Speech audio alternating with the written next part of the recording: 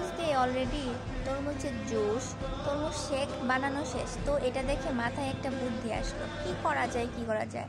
পুংটামি একটা এলো মাথার মধ্যে, তো কাটা শুরু করলাম। কাইটটা কাইটটা ও মা, কাইটটা শিখেরা জানি আবার টান দিয়ে একটু নিয়ে গেল গা। ও কি, তো মাথায় পুংটামি বুদ্ধি আইলো একটা।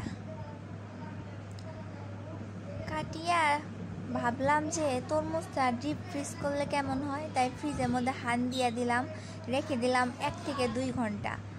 তো একটু পরে আমরা বের করে নিব, অপেক্ষা করেন। এই তো হয়ে গেছে আমাদের তরমুজ ডিপিং করা, বের করে ফেলেছি। এখন আমরা খাবো। ওয়াও, জাস্ট খেতে যা হয়েছে। এই যে একটা একটা করে খাইয়া লাইতেছি আমরা ব্যাগকে মিলা। ডিপ ফ্রিজিং করা তরমুজ জাস্ট শক্ত হয়েছে। ওয়াও, খেতে জাস্ট দারুণ হয়েছে।